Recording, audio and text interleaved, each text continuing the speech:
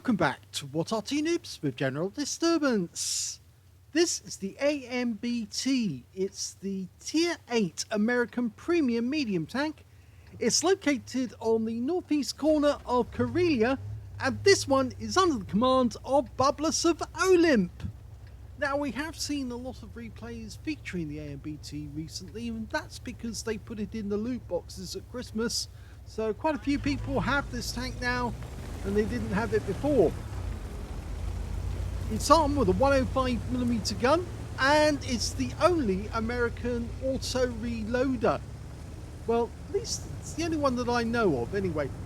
It actually sacrificed a lot of armor to actually gain speed, and it's a development that was actually put forward to counter the threat from anti-tank guided weapons.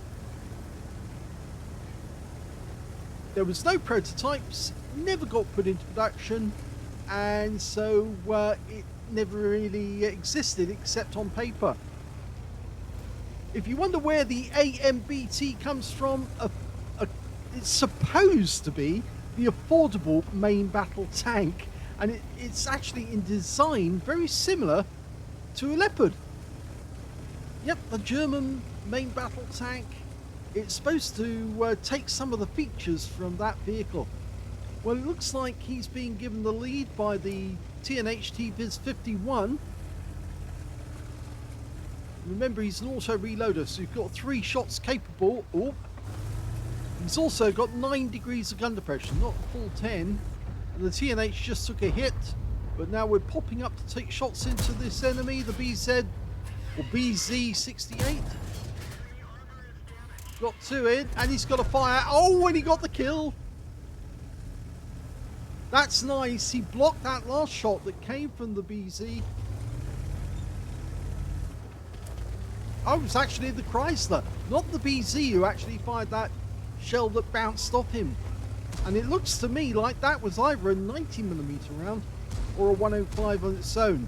But the Chrysler is now vulnerable. He's actually fired his load, and now he's available for... Well, we only have 1 round ready, but as soon as we've got the next round ready, I think that guy's going to die. The BZ-166 decided to use his rockets to rapidly close on the Chrysler, and you can see those things aren't so tough overall.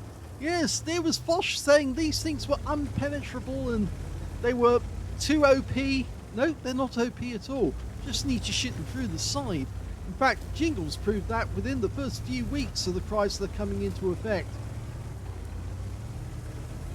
In fact, I seem to remember the replays, or the video, where Jingles actually stated that, oh yes, these things are impenetrable, and yet in the very battle he showed, yes, the Chrysler went down to a side shot. Oh, lovely, he's picked up another kill there. Took out the T-54 first prototype. Rather silly of that guy to sit where he was. And now whilst we're motoring, we're actually getting very close to the enemy cap area, and the enemy has gone up the southeast corner of the map. It's gone down the corridor trying to get to our cap, and I think actually they've made a bit of a boo-boo, because they're now down, well, they're down 3 tanks now, because we just lost one of our teammates. We lost the BZ-166 to a Noobs 16, and the question is, where is that Noobs 16? That's the good question. He might be up on the horseshoe. In fact, it's very likely he's on the horseshoe, because that's where he was last seen. Well, bublus has decided to skirt the cap area because he doesn't want to set it off, but in fact actually somebody else on his team has actually set it off. I think it's the KD4, and bublus is actually trying to get into a position so he can intercept the enemy tanks as they try to come back to this cap. And I think that's going to mean that he's going to get a lot of damage on the enemy. He's spotted his first target. It's a T-34. That's the Tier 8 American Premium Heavy with a 120mm gun. Quite a good heavy, actually. A lot of people criticize it, say it's not good, but it is actually quite good. It's got a very tough turret, very good gun. Oh, there was a TNHT Viz 51 he didn't see, and he's just blown his 2 rounds. I've got a new timer on the the Sixth Sense clock, by the way. If you noticed that, I saw a better one. So I thought, yes, that would actually work. And yes, he kills the Kampfpanzer vom Sieg. Very good there. And that means now that the enemy still has that TNH T-Viz51. He's gone quiet again, but our TNH has moved up. And we're trying to tell the TNH we're backing him up. But we don't want to get penetrated. Remember, this thing has very low armor. He tried to knock that tree down to give himself a bit of cover, but it didn't work. Oh, he bounced around from the T-34's 120mm. That was good. I think that went for the... Oh, it was either the upper plate or it went for the turret, you can see. But we have taken one big round through the lower plate, and I think that may have been at the start of the game, or near the start. He's using these rocks for cover. He's managed to approach, and now he's forcing these guys back. Now, top of the turret for the T-34. Fully dialed in. Nice, but it bounced off. It was in the right spot. Now, can he hit these guys on the horseshoe? They're going to try and come back. He's waiting for the next round to go in. He's got 3 rounds. Now he can shoot. Okay. I think he's backed up a bit too far against the wall there, so he needs to come out a bit. There you go. Top of the... Oh, he's got the side of the turret. If that guy backs up just a little bit... Well, they've decided to take advantage. You got the side of the turret. Yes, there's one. Second one may kill him. Oh, no, just missed out. Get him next round. Didn't get it because he changed the angle of the turret. But we've gone into the dip. We've got the wreck for cover. We can see some of the other enemy tanks, but they're focused on our TNH T-Viz51. We're almost loaded with the first round. Now, we don't really want to fire this one. Not if we can help it. But he is going to fire it. And, oh, he got a low roll. It's a 360 Alpha, and he got a low roll there. He only got 340. If he'd actually got a high roll, he might have taken that guy out. But he's now waiting for that last round to go in before he kills this guy. There you go. So he's now got 4 kills. There's only one enemy left. It turns out to be a BZ-176. Where is he? There he is. He's actually fighting it out now. We're almost loaded the first round. And he gets a kill shot on him. And that's 5 kills for bublus in the AMBT.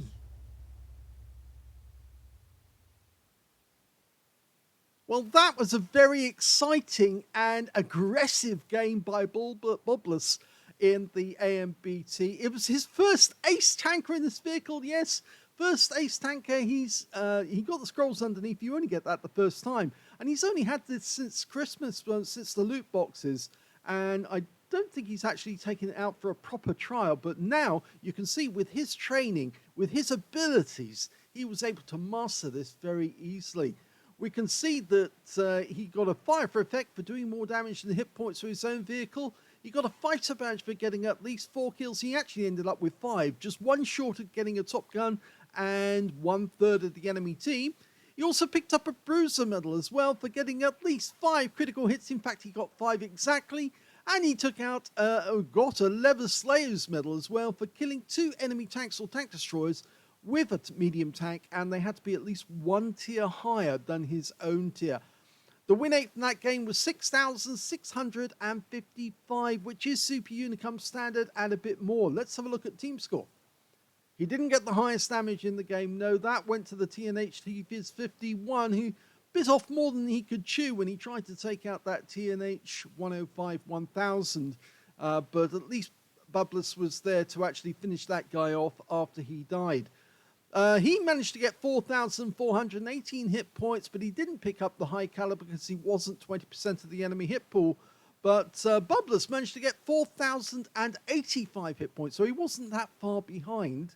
And the third highest damage turned out to be the TNH T-Viz51 on the enemy team with 3,186. And he did try to kill bublus, but failed. His name was Warpig, by the way. And when it came to kills, yes, bublus got that one. 5 kills for him, 3 kills for the BZ-176 on the enemy team, and the 703-2, version 2. And 2 kills went to the Carnarvon, the TNH T-Viz51, the TNH 105-1000, the Charm Milli 75, and only the T-34 on the enemy team managed to get 2 kills. And when it came to base XP, yes, he's got a good one here, 1,453. That's quite a good base XP for a first ace tanker. The second highest being 1,131 for the Carnarvon, 1,102 for the TNHT Viz 51. There was only 3 tanks who managed to get over 1,000 base, with bublus right at the top. He fired 17 rounds, got 15 direct hits on the enemy, 13 penetrations, 4,085 hit points of damage, of which 697 were at more than 300 meters, so only a bit of long-range shooting. 6 hits received, 3 penetrations, 3 non-penetrations. I did say this thing doesn't have much in the way of armor. He was very lucky that some of those shots from the enemy tanks hit at an acute angle on the upper plate and also on the turret, which meant that the shells bounced off. But he did get penetrated on the lower plate, and that was early on in the battle. 1,040 hit points of damage blocked by armor. 7 enemy vehicles were damaged, 5 were killed, and 540 hit points of damage assistance. He earned 115,793 credits from the game, and after repair and ammunition resupply, took away 34,894 credits profit.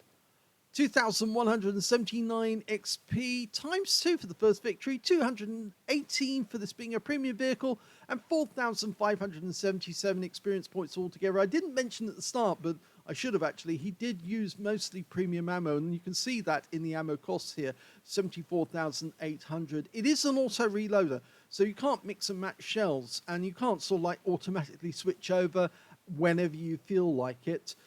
Because of course that means unloading the mag and then reloading the mag with the premium rounds. So you either start with one type altogether, or you have a specific number of shells which you know once it's used up, you'll then automatically switch over to the next version of the shell.